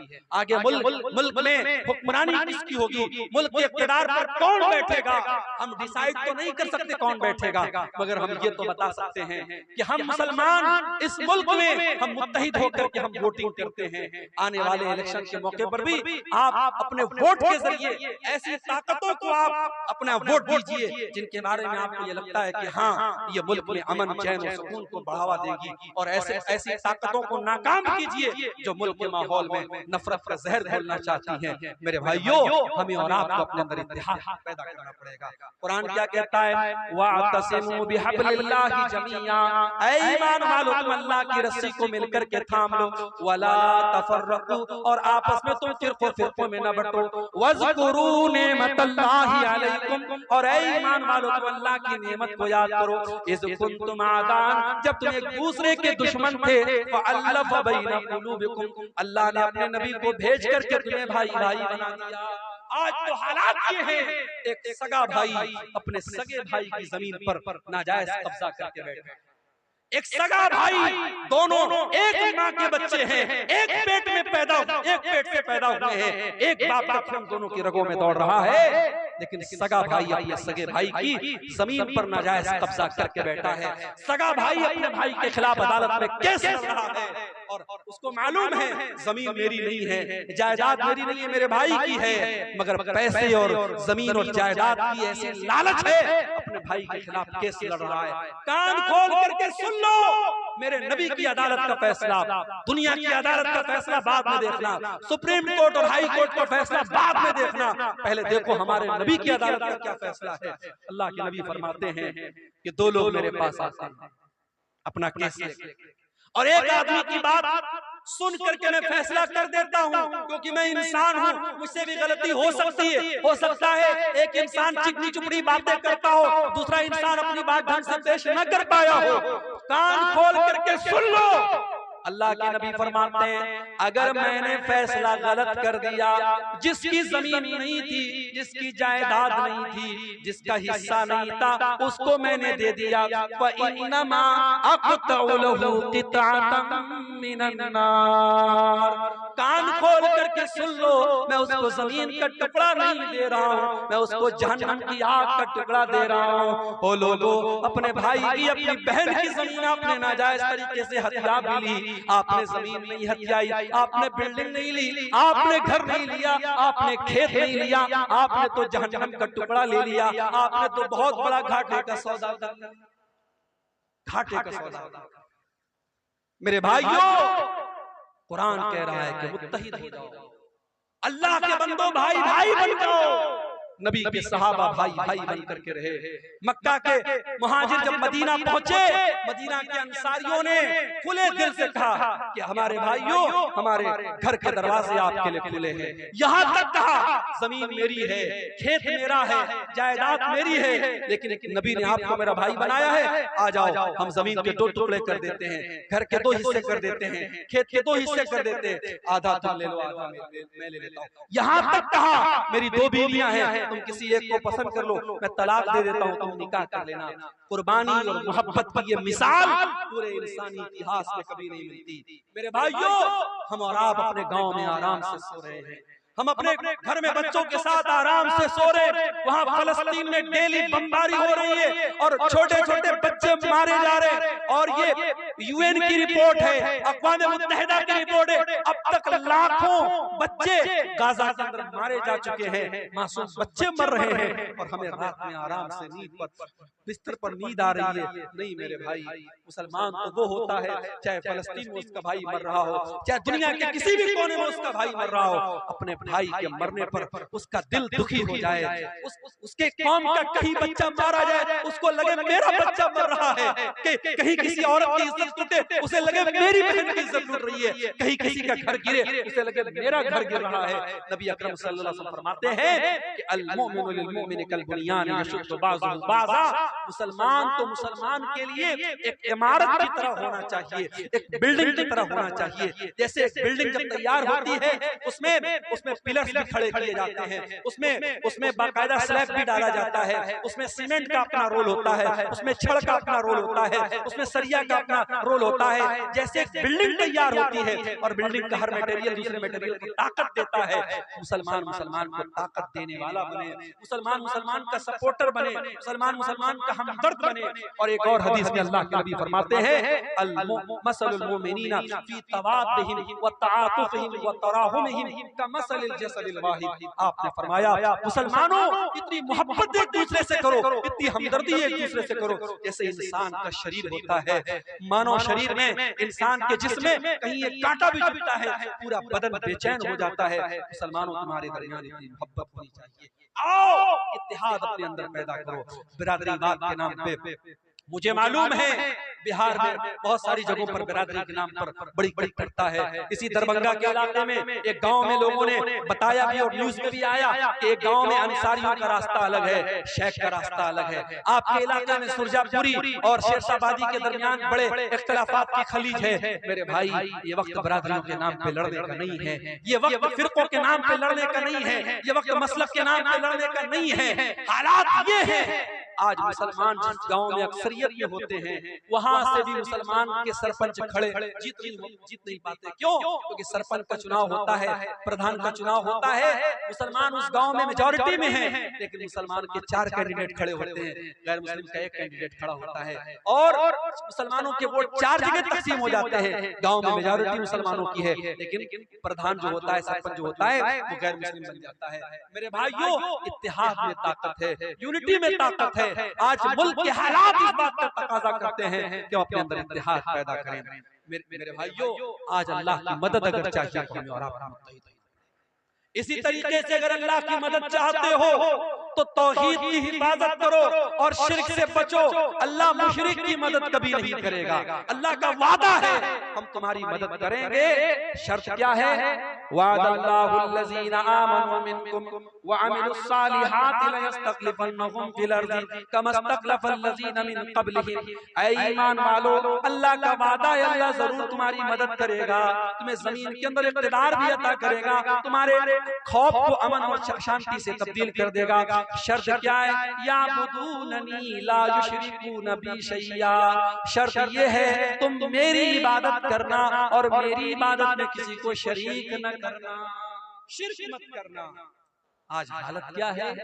हालत ये है कि अयोध्या से 300 मुसलमान लखनऊ से अयोध्या का सफर करते हैं। ये मैं मीडिया की रिपोर्ट आपको बता रहा हूं। 300 मुसलमान लखनऊ से अयोध्या का सफर करते हैं श्री रामचंद्र जी की जो नई मूर्ति और नया उनका जो वहां पे मंदिर बना है उसकी जियारत और दर्शन करने। माफ करना, एक मुसलमान होने के नाते हम श्री रामचंद्र जी का एहतराम करते हैं, उनका सम्मान करते हैं, मगर हम उनकी इबादत को जायज नहीं समझते। क्यों? हमारा अकीदा है ला इलाहा इल्लल्लाह, अल्लाह के सिवा कोई इबादत के लायक नहीं है। जो किसी का बेटा हो, जो किसी का बाप हो, जो किसी का भाई हो, जो किसी का शौहर हो, वो रब नहीं हो सकता, वो माबूद नहीं हो सकता। हमारा क्राइटेरिया बड़ा क्लियर है, कुल हुवल्लाहु अहद अल्लाहुस समद लम यलिद वलम यूलद वलम यकुल लहू कुफुवन अहद। अल्लाह एक है, अल्लाह बेनियाज है, अल्लाह का कोई बेटा नहीं, अल्लाह किसी का बेटा नहीं, और अल्लाह को किसी के मदद की जरूरत नहीं है, उसके बराबर कोई नहीं है। मेरे भाइयों, हम श्री रामचंद्र जी की और जो भी इस भारत देश में हमारे महापुरुष आए और नेक लोग आए, हम उनका सम्मान करते हैं, उनकी इज्जत करते हैं, उनका एहतराम करते हैं, मगर हम उनकी इबादत को जायज नहीं मानते। आज मुसलमान के अकीदे का ये हाल है। 300 मुसलमान जाते हैं और उनकी जियारत के लिए और उनके आगे सर झुकाने के लिए, और साहब मीडिया में उनका बड़ा महिमा मंडन होता है कि साहब ये है देश के सच्चे मुसलमान, ये देशभक्त मुसलमान है। माफ करना, देश का संविधान हमसे ये नहीं कहता है कि मुसलमान तब अच्छा हिंदुस्तानी बनेगा जब वो दूसरे मजहब की तारीफ करेगा, बल्कि हमारे देश की तो यही खासियत है, या हिंदू हिंदू रहकर, मुसलमान मुसलमान रहकर, सिख सिख रहकर, ईसाई ईसाई रहकर, यहूदी यहूदी रहकर, बौद्ध बौद्ध रहकर, हर मजहब वाला अपने मजहब पर रहकर हिंदुस्तानी है, और हिंदुस्तान का संविधान और आईन उसे अपने मजहब पर अमल करने की आजादी देता है। मेरे भाइयों, हमारी हिंदुस्तानियत पर शक करने का किसी को कोई अधिकार नहीं है। इस मुल्क की आजादी में हमारे उलमा का खून शामिल है, हमारे उलमा का खून शामिल है। और आपके इसी बिहार की सरजमीन पर उलमाए सादिकपुर, पटना का एक इलाका और एक मोहल्ला था सादिकपुर, अंग्रेजों ने बुलडोजर चलवा दिए, पूरे मोहल्लों को खत्म करवा दिया। और जवाहरलाल नेहरू ने कभी कहा था कि मुल्क में की आजादी में तमाम लोगों की कुर्बानी एक तरफ है और उलमाए सादिकपुर की कुर्बानी एक तरफ है। मेरे प्यारे साथियों, हमारे उलमा के खून बहे हैं, हमारे उलमा ने फांसी के फंदे पर झूले हैं और काला पानी की सजाएं उन्होंने झेली हैं, तब जाकर ये मुल्क आजाद हुआ है। इस मुल्क को हम न कभी छोड़े हैं और न छोड़ेंगे इंशाअल्लाह। ये बात याद रखो मेरे भाइयों, इस मुल्क का कोई फैसला हमारी आवाज के बगैर अधूरा है, मगर हमें अपने हालात पर भी गौर करना पड़ेगा। हमें अपने हालात पर भी गौर करना पड़ेगा कि आज हमारा अकीदा जो हमारे दिन की सबसे मजबूत बुनियाद है, आज अकीदे का क्या हाल है। आज हम न्यूज में जब देखते हैं फला जगह मुसलमान लड़की इस्लाम छोड़ करके फला मजहब में दाखिल हो गई, तो हमारे सर तो शर्म से झुक जाते हैं। हमें शर्म आती है कि प्यार और मोहब्बत में इतनी ताकत है क्या? फेसबुक और इंस्टाग्राम पर किसी ने आई लव यू बोल दिया, मोहब्बत का प्यार कर दिया, तो हमारी मुसलमान बहन उसके प्यार में इतनी बिछ गई कि इस्लाम को उसने छोड़ दिया। क्या हमारी तरबियत में इतनी कमी थी? नहीं मेरे भाई, कहीं ना कहीं तो पानी मर रहा है, कहीं ना कहीं तो कमी हो रही है, वरना हमारे इतिहास, हमारी तारीख में तो उन औरतों का तज़किरा हमने पढ़ा है। सुमैया बिन्त खय्यात नाम की उस औरत को देखो, उसके शौहर के सामने और उसके जवान बेटे के सामने जब अबू जहल ने कहा था कि ऐ सुमैया तुम मोहम्मद का दीन छोड़ दे, तो इस्लाम छोड़ दे, वरना हम तुझे खत्म कर देंगे। सुमैया ने कहा मैं इस्लाम को नहीं छोड़ सकता। अबू जहल ने कहा सुमैया हम तेरे बदन के कपड़े उतार करके तुझे नंगा कर डालेंगे। ऐ सुमैया हम तुझे बेआबरू कर डालेंगे, बरहना कर डालेंगे, हम तुझे नंगा कर डालेंगे। सुमैया ने अपने जवान बेटे के सामने नंगा हो जाने की अज़ियत को गवारा कर लिया, मगर इस्लाम को नहीं छोड़ा। नतीजा ये निकला बड़ी बेरहमी से और बड़े हैवानी को शहीद इस्लाम की राह में पहली शहादत पाने वाली खातून हजरत सुमैया है। मेरी प्यारी माओ बहनों, आपकी तारीख वैसी औरतों से भरी पड़ी है, मगर आज हालात ये हैं, मुसलमान लड़की स्कूल में जा रही है, कॉलेज में जा रही है, स्कूल में पढ़ा रही है, आंगनबाड़ी में काम कर रही है, गैर मुस्लिमों के साथ टच में प्यार का इजहार किया, प्यार का इकरार किया, और ये उसके जाल में फंस गई, और जाल में ही नहीं फंसी बल्कि अपने इस्लाम को, अपने दीन को छोड़ने के लिए तैयार हो गई। मेरे भाइयों, ये हालात बड़े अफसोसनाक हैं, और अगर हमने अपने बच्चों और बच्चियों की सही तरबियत नहीं की, उनको इस्लाम के बारे में नहीं बताया, याद रखो आने वाले 20 सालों में इर्तिदाद की बड़ी लहर आने वाली है, बड़ा सैलाब आने वाला है, क्योंकि तो बड़ी गहरी चालें चली जा चुकी हैं, बड़ी मजबूत प्लानिंग बनाई जा चुकी है। हालांकि हमारा ईमान अपने रब पर है, वल्लाहु खैरुल माकिरीन। प्लानिंग करने वाले अपनी प्लानिंग करते रहेंगे और अल्लाह की अपनी प्लानिंग चलती रहेगी। और अकबर इलाहाबादी ने कहा था, इस्लाम की फितरत में कुदरत में लचकती है, उतना ही ये उभरेगा जितना के दबाओगे। नूरे खुदा है कुफ्र की हरकत में खंदजन, फूकों से ये चिराग बुझाया न जाएगा। कोई मुर्तद होता है, कोई इस्लाम को छोड़ देता है, अल्लाह की कसम अल्लाह का कोई नुकसान नहीं कर सकता, इस्लाम का कोई नुकसान नहीं कर सकता, नुकसान तो उसका अपने आप का होता है। अल्लाह कुरान में कहता है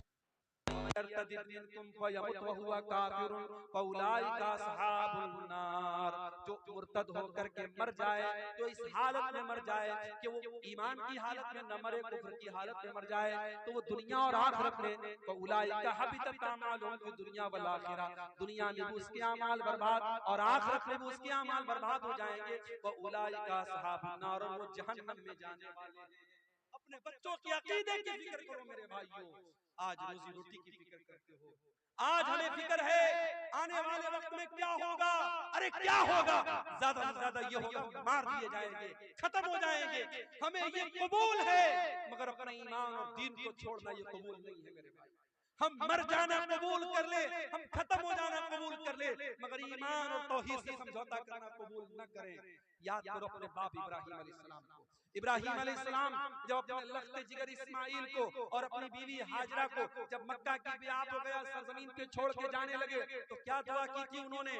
कहा था वजनुबनी व बनिया नअबुदल असनाम, परवरदिगार मेरे बीवी बच्चों को ऐ अल्लाह तो शिर्क से बचाना, बुत परस्ती से बचाना, ऐ अल्लाह मेरी औलाद को तो शिर्क से बचाना। जब इब्राहिम अलैहिस्सलाम जैसे पैगंबर को अपने बच्चों की फिक्र है, अपनी औलाद के अकीदे की फिक्र है, हमारी औलाद की क्या औकात है मेरे भाई। हमें औलाद को अपने बच्चों की अकीदे की फिक्र होनी चाहिए। बचपन से अपने बच्चों को इस्लाम का अकीदा सिखाओ, और इसीलिए मैं कहता हूं में पढ़ता है, मुझे कोई और गांव की मस्जिदों में इतना बेहतरीन मकतब कायम कर दो और अपने गांव के मदरसे को इतना मजबूत कर दो कि आपका बच्चा स्कूल से पढ़ने के बाद और किसी कॉन्वेंट से पढ़ने के बाद अगर 1 घंटा भी उस मदरसे के मौलवी साहब से पढ़ ले तो उसका दीन मजबूत हो जाए। इतना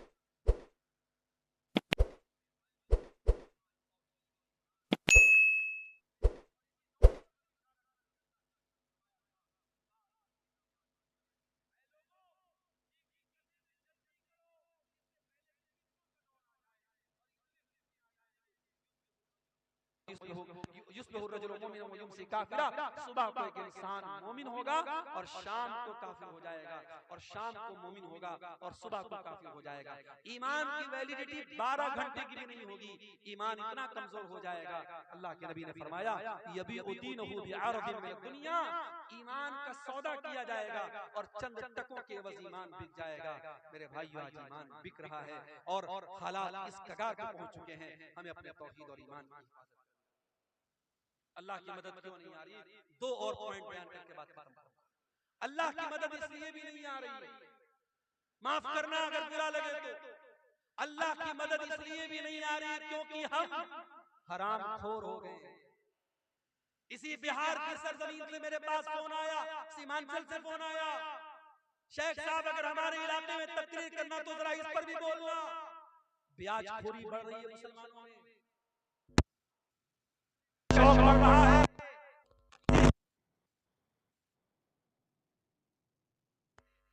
मुसलमान है जो पैसे वाले हैं, मुझे 1 लाख रुपया चाहिए, चल जेल देता हूँ, लेकिन मुझे रिटर्न में 1,05,000, 1,10,000 ब्याज खुल्ला खा रहा है मुसलमान।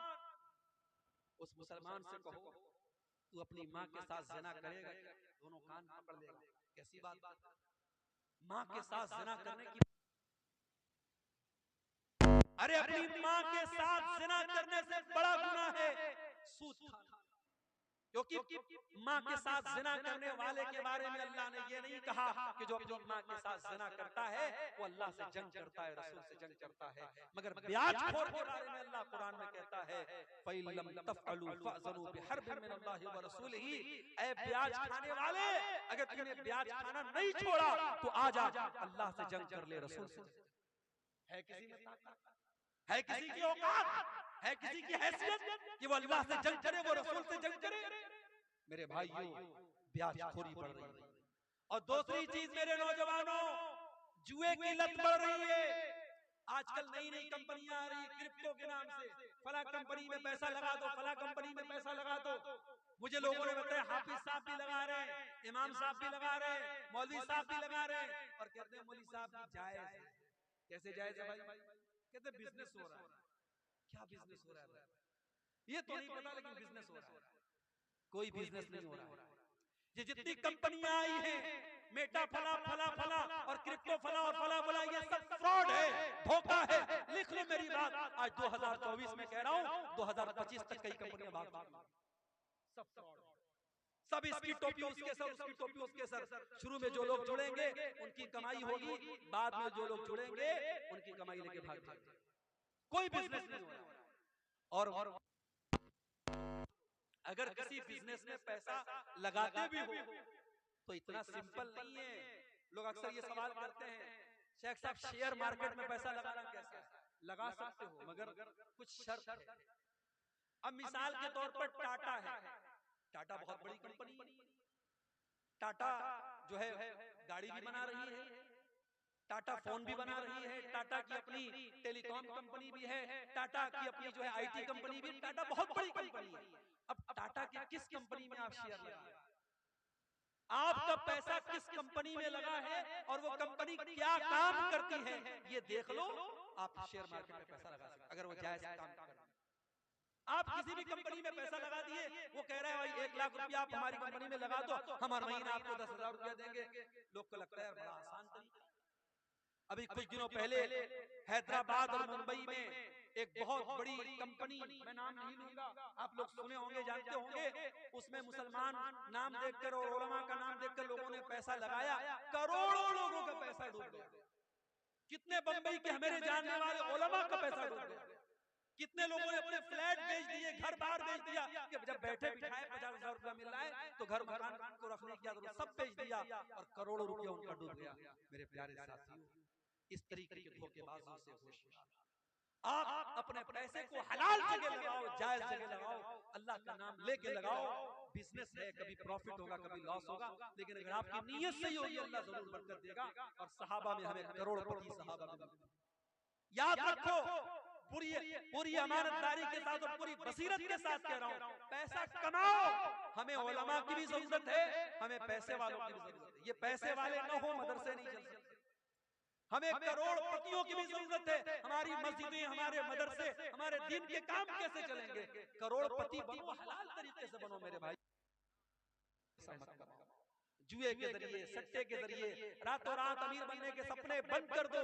मेहनत करो, मजदूरी करो, बिजनेस में पैसा लगाओ, बिजनेस के जरिए पैसा कमाओ।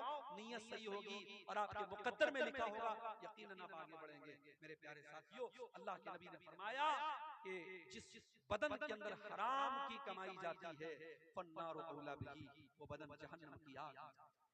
और यही नहीं, अल्लाह के नबी सल्लल्लाहु अलैहि वसल्लम यहाँ तक फरमाते हैं, अगर कोई हराम कमाई खाता है और बहुत लंबा सफर करके उसके बाल मेले हो जाते हैं, उसके कपड़े मेले हो जाते हैं और अल्लाह की बारगाह में हाथ फैला के दुआ करता है, या रब्बी कह के दुआ करता है।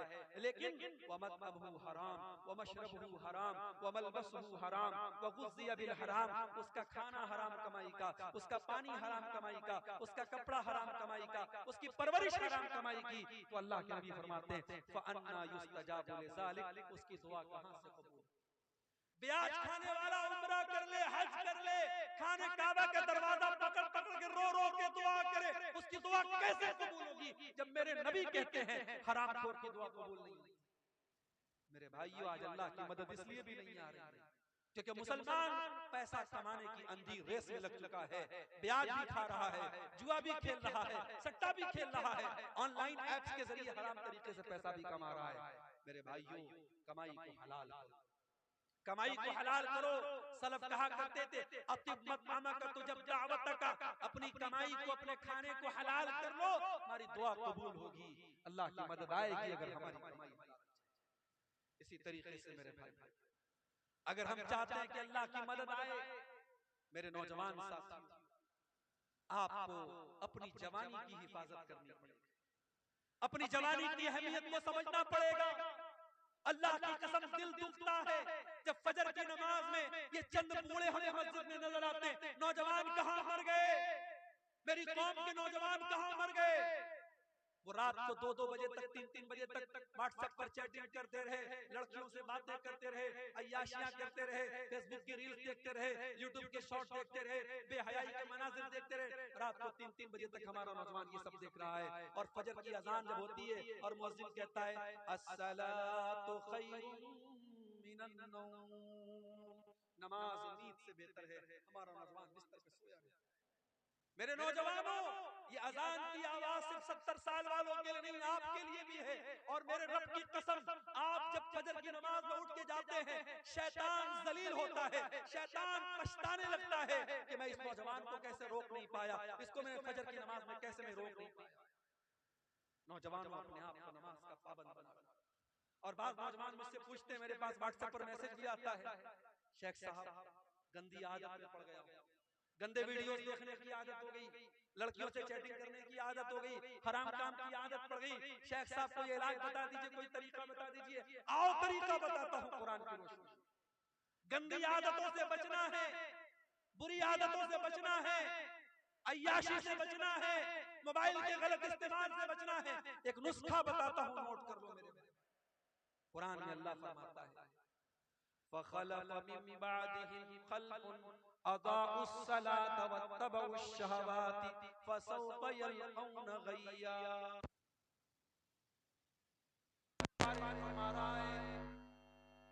जो लोग नमाज नहीं पढ़ते हैं, जो लोग नमाज की पाबंदी नहीं करते हैं, वही लोग ख्वाहिशात की पैरवी करते हैं, वही लोग शहवतों की पैरवी करते हैं और वही लोग जहन्नम में जाएंगे।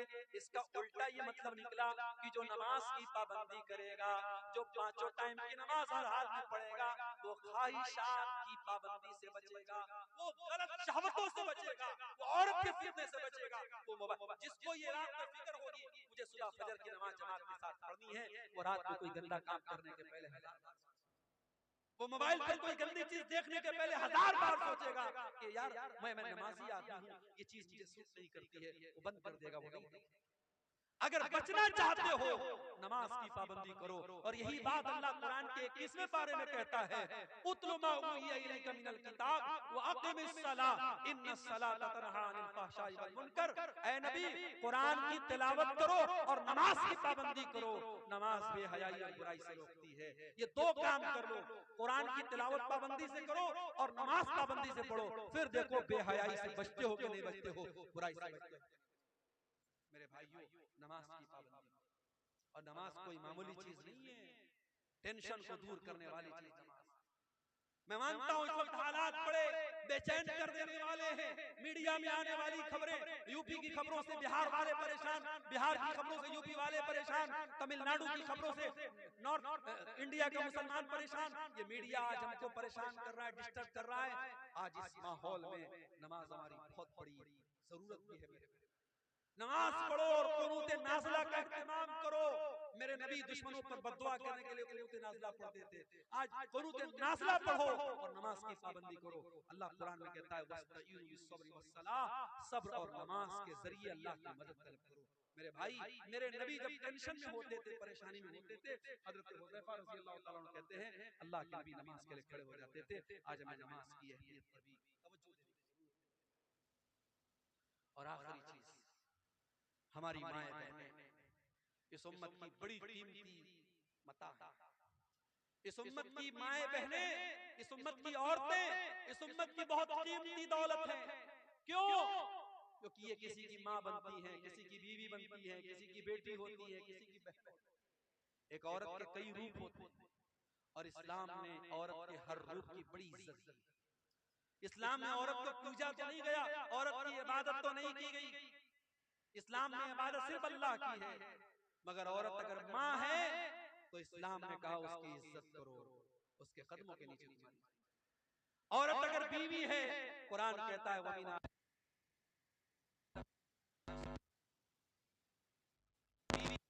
पहुंचाती है, तुम्हारे घर को शांति देती है, तुम्हारे बच्चों को पालती है, तुम्हारे दिल को सुकून पहुंचाती है। यही बीवी बेटी, यही औरत बेटी है तो अल्लाह के नबी फरमाते हैं मन इब्तुलिया मिन हाज़िहिल बनाती शैअन कुन्न लहू सित्रम मिनन नार, जिसको अल्लाह बेटी दे करके आजमाता है और इस इम्तिहान में वो खरा उतरता है, बेटी अपने माँ बाप को जहन्नम की आग से बचाती है। यही औरत जब बहन बनती है, अल्लाह के नबी फरमाते हैं जिसकी 3 बहनें हो और उन बहनों की सही देखभाल करे, सही परवरिश करे, सही उनका सही जगह शादी कर दे, कुन्न लहू सित्रम मिनन नार, वो बेटियां अपने भाइयों, वो बहनें अपने भाइयों के लिए नजात का जरिया बन जाती हैं। मेरे भाइयों, औरत का हर रूप इस्लाम की नजर में बड़ा, मगर आज हमारी माँ बहनों को भी सोचना पड़े कि आज वो कहां। आज जब हम अल्लाह की कसम इंस्टाग्राम पर और फेसबुक पर और व्हाट्सएप पर जब किसी मुसलमान औरत को बेहयाई के काम में देखते हैं तो हमें डबल तकलीफ होती है। बेहयाई के काम कोई भी औरत करे ये तकलीफ की बात है, मगर मुसलमान औरत करे तो ये डबल तकलीफ की बात है। ये हमारी कौम की लड़की, हमारी कौम की बहन है। अभी भागलपुर में उतरा एक गैर मुस्लिम, देखने में बज़ाहिर एक गैर मुस्लिम लड़का था, देखा उसके साथ एक औरत बिल्कुल चिपक करके बैठी है, बातें कर रही है। कुछ देर के बाद मोबाइल पर फोन आया मेरे सामने, उसने सामने वाले से बात करके अस्सलाम वालेकुम, कपड़े से नहीं लगा मुसलमान है, उसके चेहरे पर जो स्कार बना हुआ था उससे नहीं लगा मुसलमान है, लेकिन जब फोन पर उसने अस्सलाम वालेकुम कहा, मुझे पता लग गया मुसलमान है। मुझे बड़ी तकलीफ हुई कि ये मुसलमान लड़की किसी गैर मुस्लिम लड़के के साथ इस तरीके से ऑटो पे टोटो पे बैठ कर क्या कर रही है। ये हालात आज हमारे कौम। मेरी माँ और बहनों, आज आपको अपनी जिम्मेदारी को समझना पड़ेगा। आज आपको बेहयाई और बेगैरती के इस तूफान का मुकाबला करना है, उसका शिकार नहीं बनना। औरत बड़ी कीमती चीज भी है और शैतान का बहुत बड़ा हथियार भी है। अल्लाह के नबी फरमाते हैं अद्दुनिया कुल्लुहा मता व खैरु मताई दुनिया अल मरअतु सालिहा, दुनिया की सबसे कीमती दौलत नेक औरत है। और अल्लाह के नबी ये भी फरमाते हैं अल मरअतु औरतुन, औरत पर्दे में रहने की चीज है। फैज़ा खरजत, जब ये औरत घर से निकलती है इस तशरफहा शैतान, तो शैतान का शिकार बन जाती है, शैतान का आला बन जाती है। इसलिए मेरी माँ और बहन, आप तो धारी खंजर है, आपके जरिए अच्छा काम भी हो सकता है और आपके जरिए समाज को बिगाड़ा भी जा सकता है। अब ये आप तय कर रहे हैं आपको क्या करना है। और मर्दों से मैं गुजारिश करूंगा कि आपके घर की औरतें क्या पहन रही हैं, किस हालत में निकल रही है, ये देखना आपकी जिम्मेदारी। आप दयूस न बने, आप बेगैरत न बने। जिस भाई की बहन बेपर्दा निकले, जिस बाप की बेटी बेपर्दा निकले, जिस शौहर की बीवी बेपर्दा निकले, वो दयूस है, वो बेगैरत है। और मेरे नबी ने फरमाया 3 लोग क़यामत के दिन ऐसे होंगे, अल्लाह ताला उनकी तरफ देखेगा भी नहीं। उन 3 लोगों में एक कोई इंसान भी होगा, अद्दयूस अल्लज़ी युक़िरु फ़ी अहलिहिल ख़ुबुस, वो बेगैरत आदमी जिसके घर में बेगैरती का काम हो रहा हो और उसको कोई फर्क न पड़े। मेरे भाइयों, बेगैरती अल्लाह को पसंद है, अल्लाह गैरत वाला है, अल्लाह को बेगैरत लोग पसंद है। इसलिए अपने घरों में गैरत का माहौल पैदा, अपने घर में ये बताओ, फर्क बताओ अपनी जवान बेटियों, ये खाला का लड़का है, ये मामू का लड़का है, ये चाचा का लड़का है, ये गैर महरम है, किसी को अलाउ मत करो। व्हाट्सएप पर किसी का सलाम आया, अपनी बहनों से कहना चाहता हूं खबरदार, किसी अजनबी को लिफ्ट मत कराओ। वो पहले भाई बन करके बात करेगा, फिर दोस्त बन जाएगा, फिर बॉयफ्रेंड बन जाएगा, फिर मिलने की बात करेगा, फिर तुम्हारी खूबसूरती की तारीफ करेगा। वो किस तरीके से पट्टी पढ़ाएगा तुम नहीं समझ सकती। इसलिए खबरदार, होशियार, ये फेसबुक, ये व्हाट्सएप, ये चैटिंग के जितने रास्ते हैं ये ज़िनाकारी और बदकारी की तरफ लेके जाते हैं। मुसलमान लड़की अगर मोबाइल इस्तेमाल करती है बहुत होशियार है। किसी को अपने पर्सनल इनबॉक्स में आने की इजाजत नहीं। कोई नए नंबर से कोई भी अजनबी आपको मैसेज करने की कोशिश करे, तुरंत ब्लॉक का ऑप्शन करो, ब्लॉक करो। मेरे भाइयों, आखिर में ये कहना चाहूंगा, मुल्क के हालात जो भी हैं जैसे भी, मगर हम आजाद नहीं। हमारे बड़े मौजूद हैं, हमारे उलमा मौजूद हैं। हम अपने उलमा की, अपने बड़ों की रहनुमाई के बगैर कोई कदम नहीं, कोई ऐसा काम नहीं करेंगे जिससे हमारे मुल्क का कोई नुकसान हो, हमारी कम्युनिटी का कोई नुकसान हो, हमारे समाज का। दुनिया में जो लोग और फितना फसाद की बातें करें वो करते रहे। मैं तो किसी ऐसे बयान के भी पक्ष में नहीं हूं जो बयान दो कम्युनिटी के बीच में फसाद फैलाने की कोशिश करे। हम अमन और शांति के प्रतीक हैं और रहेंगे, लेकिन हाँ, हम बुज़दिल भी न बने, हम कमजोर भी न बने।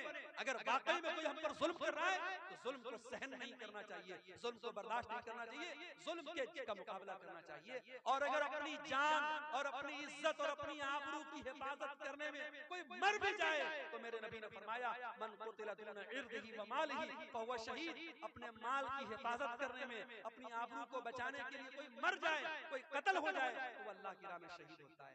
मेरे भाइयों, अपनी इज्जत की बात आ जाए तो टीपू सुल्तान का वो जुमला याद रखना कि शेर की एक दिन की जिंदगी गीदड़ की 100 साल की जिंदगी से बेहतर होती है। आखिर में ये यूट्यूबर हजरात से मैं कहना चाहूंगा कि चूंकि मुल्क का माहौल बहुत सेंसिटिव है, मुल्क का माहौल बहुत सेंसिटिव है, और मैं यूट्यूबर से कहना चाहूंगा, इसलिए कि 50 सैकड़ों यूट्यूबर यहाँ मौजूद हैं, कौन किस चैनल का वाला है मैं नहीं जानता।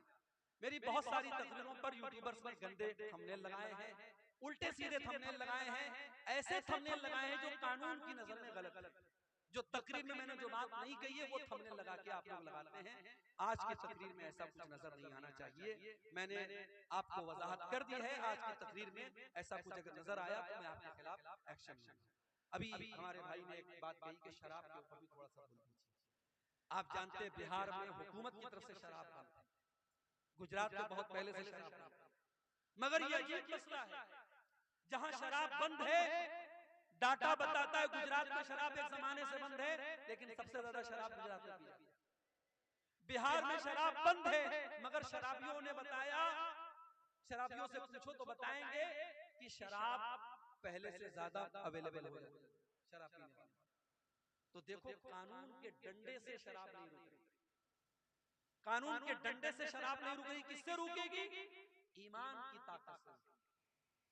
कुरान की आयत उतरी किस माहौल में? जिस माहौल में शराब पानी की तरह लोग पीते थे, हर दस्तरखान पे शराब रहती थी, और इसीलिए शराब इकट्ठे हराम नहीं हुई, शराब 3 स्टेप में हराम। पहले अल्लाह ने सूरह बकरा की आयत नाज़िल की, यसअलूनका अनिल खम्र वल मैसिर कुल फीहिमा इस्मुन कबीरुन व मनाफिउ लिन्नास व इस्मुहुमा अकबरु मिन नफ़इहिमा। ऐ नबी, लोग आपसे शराब के बारे में पूछते हैं, जुआ के बारे में पूछते हैं। ऐ नबी, आप बता दीजिए कि शराब और जुआ में कुछ फायदा है लेकिन ज्यादा नुकसान, उसका नुकसान ज्यादा है, फायदा कम। अब ये शराब में क्या फायदा था? शराब पीने वाले कहा करते थे उसको पी करके हमारे में ताकत आ जाती है। जुआ खेलने वाले कहते थे जुआ खेल करके हम रातों रात अमीर बन जाते हैं। तो अल्लाह ने कहा चलो फायदा है लेकिन नुकसान ज्यादा है। शराब पी के तुम बहुत गलत काम करते हो, जुआ खेल के बहुत गलत काम करते हो। ये पहली आयत। दूसरी आयत सूरह निसा के अंदर अल्लाह ने फरमाया ला तक़रबुस सलात व अंतुम सुकारा। देखो, शराब पी करके नमाज के करीब मत जाओ। फिर तीसरी आयत उतरी सूरह माइदा, इन्नमल खम्रु वल मैसिर वल अंसाब वल अज़लामु रिजसुम मिन अमलिश शैतान। शराब, जुआ और फांसे के तीर और गैरुल्लाह के आस्ताने, ये सब गंदे काम हैं शैतान के। जब ये आयत उतरी, सहाबे किराम शराब पी रहे थे। जैसे ही कुरान की आयत उतरी और नबी ने आके बताया कि ऐसी आयत उतरी है, सहाबा ने अपने घर से शराब के सारे बर्तन निकाल निकाल के तोड़ के फेंक दिए। शराब पूरे मदीना की गलियों में पानी की तरह। आज हमारे मुल्क में गुटखा बिक रहा है, सिगरेट बिक रही है, बीड़ी बिक रही है, बीड़ी के पैकेट पे लिखा हुआ है, सिगरेट के पैकेट पर लिखा है tobacco is dangerous to health, तंबाकू का इस्तेमाल सेहत के लिए बहुत खतरनाक है, टोबैको कॉजेस कैंसर, तंबाकू से कैंसर होता है। हुकूमत छपवा भी रही है, उस पर फेफड़े की खतरनाक तस्वीर भी बनी है, कैंसर की तस्वीर भी बनी है, और वही हुकूमत लाइसेंस दे रही है और बीड़ी भी बिक रही है, गुटखा भी बिक रहा है, सिगरेट भी बिक रही है। मेरे भाइयों, दुनिया के कानून और दुनिया के एडवर्टाइजमेंट के जरिए जो काम नहीं हुआ मोहम्मद रसूलुल्लाह के दौर में, जब एडवर्टाइजमेंट नहीं था, जब टीवी और रेडियो का दौर नहीं था, सिर्फ एक कुरान की आयत पर पूरे मदीना में शराब की नदियां बह गई। हम उसी नबी का कलमा पढ़ने वाले हैं। हमें कोई शराब का नुकसान ना भी बताए, हमारे लिए तो इतना काफी है कि मेरे नबी ने शराब को हराम करार दिया। और मेरे नबी ने कहा है शराब इतनी गंदी चीज है, तो शराब पिएगा कयामत के दिन जहन्नमियों का पीप और मवाद उसे पिलाया जाएगा। शराब इतनी गंदी चीज है, मेरे नबी ने लानत की शराब पीने वाले पर, पिलाने वाले पर। शराब के लिए जो रस निचोड़ा जाता है और शराब को जो लेके जाता है, शराब को जो बेचता है, जो खरीदता है, सब पर अल्लाह के नबी ने लानत की। मेरे प्यारे साथियों, शराब उम्मुल खबाइस, जो शराब पी लेगा वो ज़िना भी कर सकता है, वो अपनी माँ बहन बेटी के साथ भी गलत काम कर सकता है, कुछ भी कर सकता है। इसलिए मुसलमान शराब बंदी तो हमें और आपको करना चाहिए। मुझे याद है हरियाणा के गांव में मुसलमानों ने ये फैसला किया था कि हमारे यहाँ शादी में 1 पैसा जहेज करेंगे, और लड़की की शादी सिंपल तरीके से होगी, कोई बारात नहीं आएगी, और कोई बारात लेके जाएगा, कोई जहेज देगा तो पूरा गांव उसका बहिष्कार करेगा। आज ये मिसाल हरियाणा में मौजूद है, मीडिया में इसको बहुत बयान किया गया। मैं चाहता हूं आपके गांव में, आपके इलाके में भी इस तरीके की तहरीक चले कि हमारे गांव का जो शराब पिएगा हम गांव से उसका बाइकआउट करें। आप ऐसी कोशिश करें, इंशाअल्लाह जब आप शराबबंदी करेंगे तो पूरी मुल्क के लिए मिसाल बनेगी। मेरे भाई, जो काम कानून के डंडे से संभव नहीं है वो मजहब के जरिए और ईमान के जरिए संभव है। ये चंद सवालात आए हैं, इनको बयान करके बात खत्म करते हैं। मेरे वालिद मोहतरम मेरा अकीका नहीं है तो खुद अपना अकीका दे सकते हैं। अगर वालिद मोहतरम को ताकत नहीं थी और उन्होंने नहीं किया तो कोई हरज की बात नहीं है, और ताकत के बावजूद उन्होंने नहीं किया तो गलत किया। आप अगर कर सकते हैं तो कर लीजिए, इंशाल्लाह बेहतर है। अगर नहीं किया है तो आप कर सकते हैं, कोई हर्ज नहीं। जामा मस्जिद जिस जगह पर कायम है वो जगह छोटी पड़ गई, इसलिए दूसरी जगह बना सकते हैं, यानी बना सकते हैं बिल्कुल। जो जामा मस्जिद है उसको भी आप मस्जिद रहने दें, दूसरी जगह बना लें, उसको बख्तिया मस्जिद बना लें, दूसरी जगह जामा मस्जिद बना लें, चल सकता है, कोई मसला नहीं है। तब भी कर सकते हैं, अगर उससे करीब में मुत्तसिल में जगह नहीं मिल पा रही है तो कर सकते हैं। अच्छा, उसको बेच करके उस पैसे से दूसरी जगह लेना चाहिए। अब ये तो फिर थोड़ा सा मुश्किल मसला है, इसके बारे में उलमा से पूछना पड़ेगा। इसके बारे में आप अपने इलाके के उलमा से एक फतवा निकलवा लें। रिश्वत लेकर नाहक फैसला करना आम है, ये सवाल नहीं बता रहे कैसा हो रहा है, बिल्कुल गलत हो रहा है।